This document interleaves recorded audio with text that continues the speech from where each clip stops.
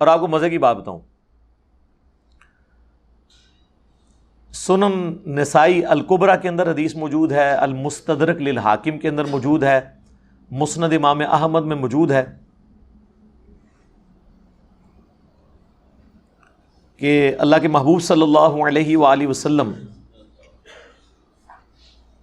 ایک دفعہ اپنی زوجہ محترمہ کے گھر سے نکلے اور آپ کی جوتی راستے میں ٹوٹ گئی، تو آپ نے وہ اپنی جوتی اتار کے مولا علی کو دی گانٹھنے کے لیے، تو سیدنا علی وہیں پہ بیٹھ کے اس جوتی کو گانٹھنا شروع کر دیا۔ نبی علیہ السلام تھوڑی دیر تو چلے، پھر آپ سائڈ پہ رک گئے سیدنا علی کے انتظار کے لیے، اور پھر حضرت علی کی غیر موجودگی کو غنیمت سمجھتے ہوئے نبی علیہ السلام نے اپنے باقی اصحاب سے کہا کہ دیکھو اللہ تعالیٰ نے مجھے نبی بنا کر مبعوث کیا، ایز اے لاسٹ ریزارٹ مجبوراً مجھے اپنے قبیلے کے لوگوں کے خلاف ان کے کفر کی وجہ سے تلوار اٹھانی پڑی، قرآن کی تفسیر کی خاطر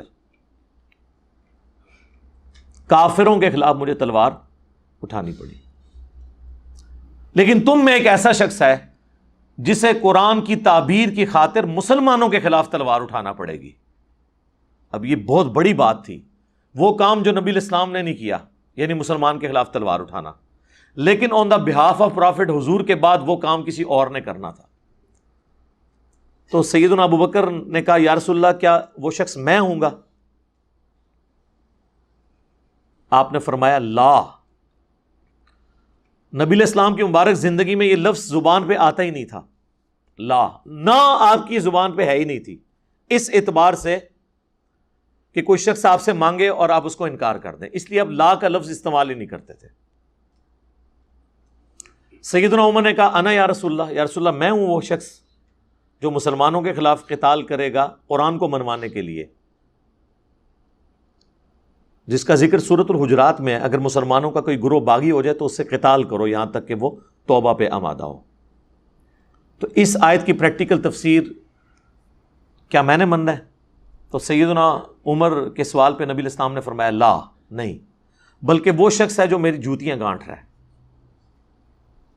تو صحابہ اکرام دوڑے مولا علی کی طرف اور انہیں جا کے بتایا کہ اتنی بڑی بشارت آپ کے لیے کہ آپ نے نبی علیہ السلام کے بہاف پہ مسلمانوں کے خلاف تلوار اٹھانی ہے، ان کا قبلہ درست کرنے کے لیے، جس طرح نبی علیہ السلام نے ایز اے لاسٹ ریزارٹ کافروں کے خلاف تلوار اٹھائی۔ تو سیدنا علی مسکرا پڑے، صحابہ کہتے ہیں ہم سمجھ گئے کہ حضرت علی کو یہ بات پہلے سے معلوم تھی، آپ کا جو فیس ایکسپریشن تھا وہ یہ بتا رہا تھا کہ آپ کو یہ بات پہلے سے معلوم تھی۔ اب یہ حدیث ان کے گلے کا کانٹا ہے، کن کا؟ جو کہتے ہیں ایک دوسرے کے پیچھے نماز نہیں ہوتی، کیونکہ جب ہم کہتے ہیں نا خوارج کی بات کرتے ہیں نا ان سے، تو کہتے ہیں نہیں خوارج تو کافر ہیں، ان کی مثالیں نہ آپ دیں، ان کو تو کہتے ہی خارجی ہیں۔ لیکن جب یہ حدیث آتی ہے اور ہم کہتے ہیں یہ سیدنا علی نے کن مسلمانوں کے خلاف تلوار اٹھائی؟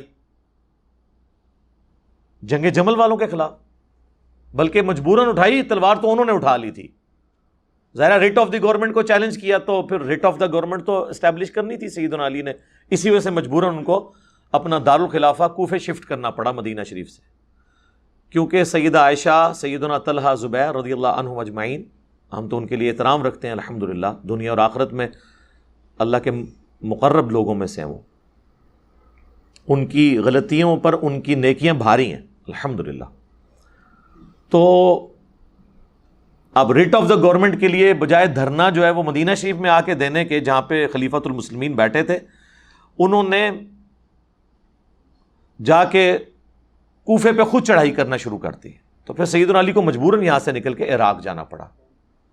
جب ہم یہ بات کرتے ہیں کہ میرے بھائی یہ دیکھیں یہ سارے معاملات، اب تو محرم کا مہینہ بھی آنے لگا ہے تو مجھے بائی چانس یہ باتیں ذہن میں آنا شروع ہو جاتی ہیں، لیکن اس سے جڑی ہوئی ہیں۔ ہم کہتے ہیں مسلمانوں کے خلاف جو تلوار اٹھائی نا، اس سے مراد پھر جنگ جمل والے اور جنگ صفین والے لوگ ہیں، کیونکہ مسلمان تو حضرت عائشہ، طلحہ، زبیر رضی اللہ عنہم اجمعین اہل جمل، اور اہل صفین میں حضرت معاویہ، حضرت عمر بن عاص اور حضرت مغیرہ ابن شعبہ رضی اللہ عنہم اجمعین، یہ ہیں۔ وہ کہتے ہیں نہیں نہیں نہیں یہ مراد نہیں ہے، ان سے مراد خوارج ہیں، کیونکہ حضور نے فرمایا تھا مسلمانوں کے خلاف حضرت علی کو تلوار اٹھانی پڑے گی. تو یہ جو آپس کی ان کی جنگیں نا، ان میں ہمیں خاموش رہنا چاہیے. یہ حضرت علی نے ان کے خلاف جو تلوار اٹھائی نا، اس مسئلے کو ڈسکس نہ کریں. یہ جو حضور نے کہا تھا نا کہ نبی علیہ السلام کی ڈیوٹی پوری کریں گے حضرت علی، اب یہاں ماننا پڑ جائے کہ حضرت علی نے جنگ صفین اور جمل رسول اللہ کی ڈیوٹی پوری کی ہے، تو پھر ان کی پوری ناسبیت دھڑام سے نیچے آ جاتی ہے.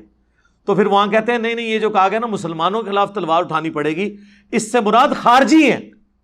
تو سر پھر خوارج کو آپ نے مسلمان مان لیا. اگر خارجی مسلمان ہے تو بریلوی دیوبندی اہل حدیث شیعہ کیوں نہیں مسلمان؟ حالانکہ خارجی جو ہیں وہ صحابہ کو کافر کہتے تھے. تو آج اگر کوئی کہتا ہے جی فلاں کافر، اس کی بنیاد پہ آپ اسے کافر نہیں کہیں گے، لیکن اس کی اصلاح ضرور کریں گے کہ اس کی وجہ سے کفر دون الکفر تو ہو جائے گا نا، یعنی کفر لوٹ آتا ہے جو بندہ ناحق کسی کو کافر کہتا ہے.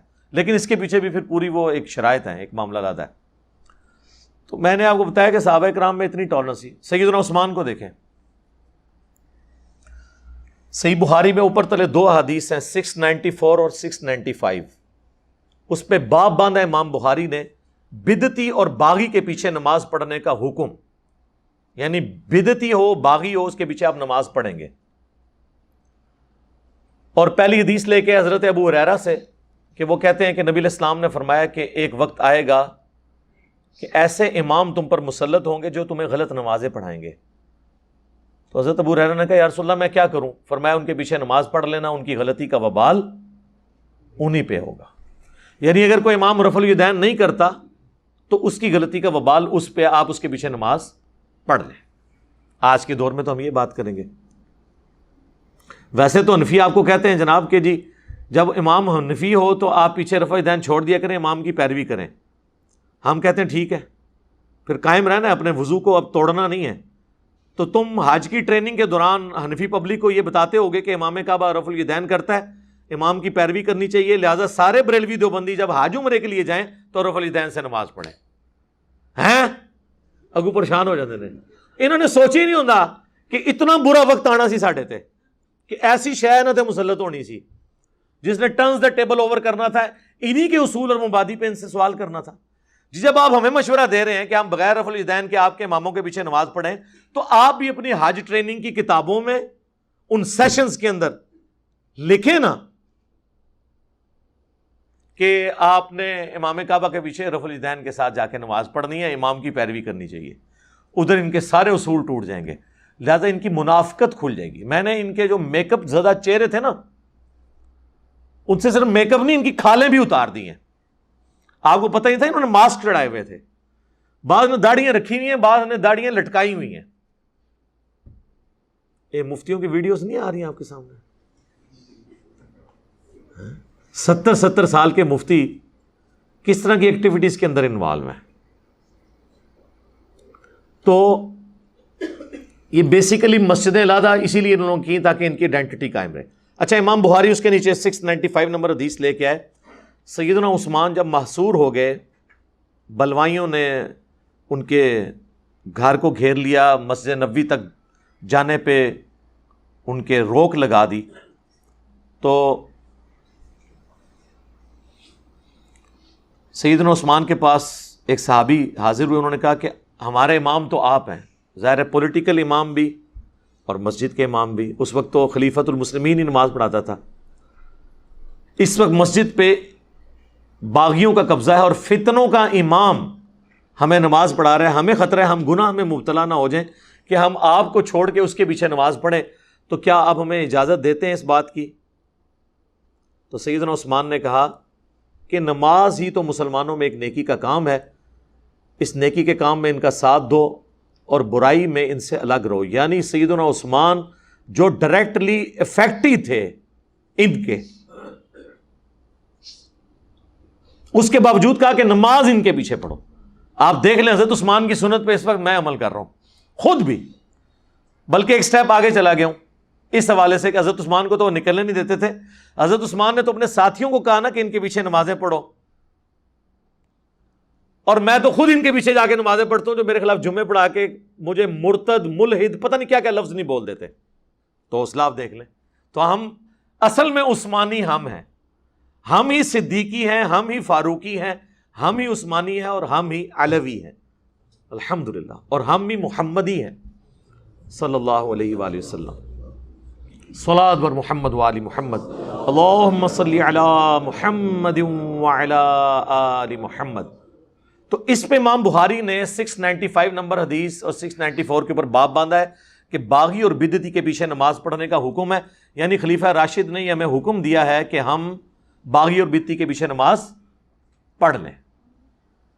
اچھا, حضرت امام بخاری نے تو اس سے یہ رزلٹ نکالا.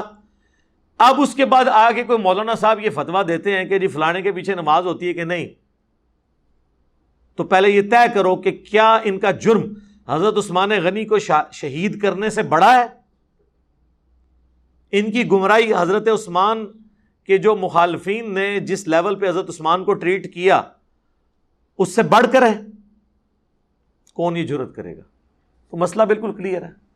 یہاں پہ آپ دیکھ لیں, کہتے ہیں امام کعبہ کے پیچھے نماز نہیں ہوتی. بریلوی یعنی ان کی ویڈیوز ریکارڈڈ ہے. اہل حدیث کہتے ہیں بریلویوں کے پیچھے نماز نہیں ہوتی. اس طریقے سے ہر فرقہ دوسرے کے بارے میں یہ بات کر رہا ہوتا ہے. صرف شیعہ کے اندر میں نے ٹالرنس دیکھی ہے, اور وہ بھی اس لیے کہ ان کی ایک سمجھ لیں اپنی فقہ کے اندر یہ چیز موجود ہے, اس کی وجہ سے وہ اس کو فالو کر رہے ہیں کہ وہ سب کے پیچھے نماز پڑھ لیتے ہیں. امام کعبہ کے پیچھے آپ کو بریلوی نماز پڑھتے ہوئے کم نظر آئیں گے. اہل تشیع سب کے سب امام کعبہ کے پیچھے نماز پڑھتے ہیں. وہ کہتے ہیں ہو جاتی ہے نماز. نمازیں الگ نہیں کرنی. نمازیں اس لیے الگ کی گئیں کہ اس کے پیچھے مینٹالٹی سمجھیں. یہ ایک دوسرے کو کافر کیوں کہا گیا؟ تاکہ ہمارا بندہ دوسرے کی مسجد میں نہ جائے, تاکہ ہمارا چندہ دوسرے مسجد میں نہ جائے. ہاں, پیچھے ریزن ہی یہی ہے, واللہ یہی ریزن ہے, ایک ہی ریزن ہے. جب تک آپ ایک دوسرے کو کافر نہیں کہیں گے تو پبلک تو مکس ہوگی. وہ کبھی قربانی کے جانور میں وہاں جا کے حصہ ڈال لے گی, کھال کسی اور کو دے دے گی. جب آپ کہیں گے یہ ہے ہی کافر ہے, ان کے پیچھے نماز نہیں ہوتی ہے, تو آپ نے جا کے وہاں پہ جب گھسنا ہی نہیں تو چندہ ان کو کہاں سے جا کے دینا ہے؟ ایون کہیں مجبوراً گھس بھی گئے تو چندہ دیے بغیر آپ واپس آ جائیں گے. تو بیسیکلی یہ ریزن تھی جس کی وجہ سے انہوں نے کہا ایک دوسرے کے پیچھے نماز نہیں ہوتی. صحابہ کرام میں یہ لالچیں موجود نہیں تھیں کہ وہ اس طرح کے کام کرتے ہیں, اس لیے انہوں نے کبھی یہ فتویٰ نہیں دیا کہ فلاں کے پیچھے نماز ہوتی ہے, فلاں کے پیچھے نماز نہیں ہوتی. وہ ہمیشہ ایک دوسرے کے پیچھے, ایون گمراہوں کے پیچھے نمازیں وہ پڑھتے رہے ہیں. وہ گمراہ بھی جن کے بارے میں آج لوگ کہتے ہیں جی وہ کافر تھے, یعنی مختار سقفی کے جو ماننے والے لوگ تھے ان کے پیچھے عبداللہ بن عمر سن کبرى البیہقی میں آتا ہے کہ خوارج کے پیچھے بھی نماز پڑھتے تھے اور ان کے پیچھے بھی نماز پڑھتے تھے. ایون وہ حکمران جنہوں نے مال غنیمت میں خرد برد کیا, ان کے پاس زکاتیں بھی اپنی جمع کرواتے تھے. بھئی ہم تو بری ذمہ ہو گئے ہیں, اب جو غلطی ہے وہ ان کا وبال انہی پہ ہوگا.